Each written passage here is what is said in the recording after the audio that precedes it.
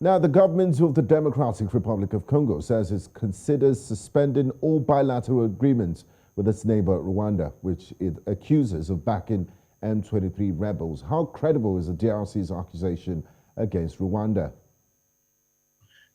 First of all, I would like to say, as I've said elsewhere for the last several years, the bedrock of all conflicts on the continent of Africa is the Democratic Republic of Congo. The current accusations and the counter accusations are real. Congolese territory has been violated, and the Congolese territory is under threat. But who funds these rebels? That's the question that we want to find out. And that's the question East African leaders are trying to find out. And every international observer would like to know. Whereas we want a peaceful Congo, a peaceful coexistence of East African states. Congo, you remember, has joined the East African community. We cannot accept people running over 20,000 people are homeless, displaced. They have crossed over into camps in Uganda. It's a border post between Rwanda and Uganda and Kenya, where they meet. Bunagana has been taken over by the M23 rebels. Now, it is true, Congo has stopped all bilateral relations with Rwanda, and they are not actually having any discussion at the moment. Now, Dr. Matsanga, could you help us with a bit of background information, if you will, and how this situation has degenerated to this level between both countries? If you recall, a few weeks ago, the Congolese government did stop all Rwanda air flights from flying into Congolese airspace following similar accusations of Rwanda supporting M23 rebels. I have been around since the collapse of Mobutu Sese Seko. I've been a veteran. I've attended all Congo conferences in Sun City, in Lusaka, in other states, in Brussels, everywhere, in South Africa, Johannesburg, Pretoria, so many places. I've attended their conferences. I've been to Kinshasa myself on a number of occasions. I've been there when Kabila was shot and killed. He was brought to Zimbabwe. I was in Zimbabwe. I've followed this conflict for quite a long time. The problem that seemed to be, and let's be candid, that seemed to be coming every time, every night, every day. We close it, we think it is going. There are several factors, 3 factors that you must look at Congo. 1, who funds these rebels? That's point number 1. 2, who arms these rebels? That's point number 2. 3, whose interest are these rebels fighting for?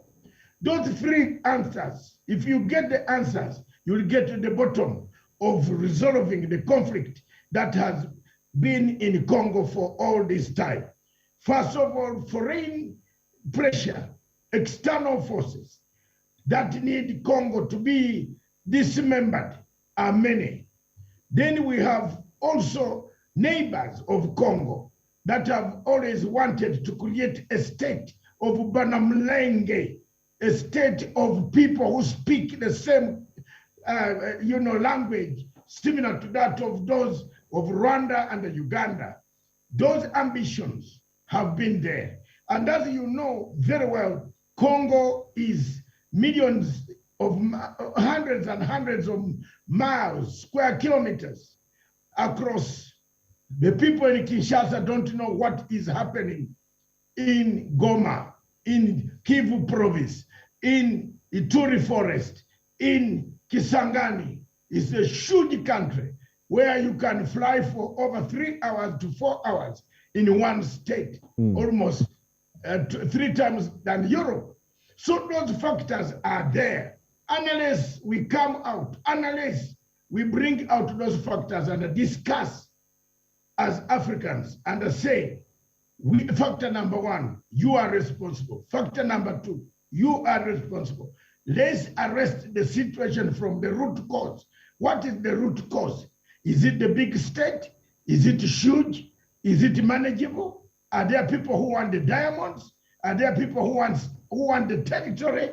Are there people who are arming the rebels? Because surely we cannot have the rebels as powerful in the current situation of geopolitical scenario where armed countries are not supposed to have any activities against each state, being so powerful that they take over a town of another country and that the soldiers of that country flee and people cross over into other countries. And we watch the African Union, the East African Community, the United Nations must wake up and make sure that. Now, Dr. Matsanga, in a bid to stop this from escalating, Kenya's President Uhuru Kenyatta has called for the newly found East African Regional Force to be activated for Eastern DRC. How will this help in de-escalating the conflict, or do you think it might just aggravate the situation? I just want to take this opportunity to thank President Uhuru Kenyatta for peace initiative in the region. He has tried. You remember, you and I were talking about Ethiopia, Tigray, when General Obasanjo was a mediator, and I told you, no, we don't need General Obasanjo, must change tactics. And so what would be the mandate of this East African Regional Force? Would it be peacekeeping? And how would it help de-escalate the situation?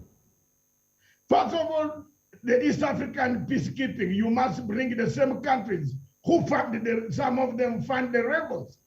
I'm still waiting to see what His Excellency President Uhuru Kenyatta, how this force will look like.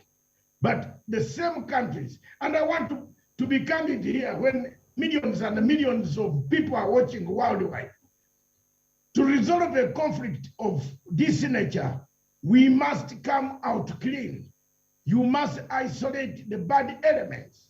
You must isolate the source of guns, source of arms, source of money, source of who is benefiting. If we have not resolved that, even creating this peace force, they could turn into targets. They could be fought by this strong so-called M23 that can come and overthrow and take over government, and the soldiers run aside.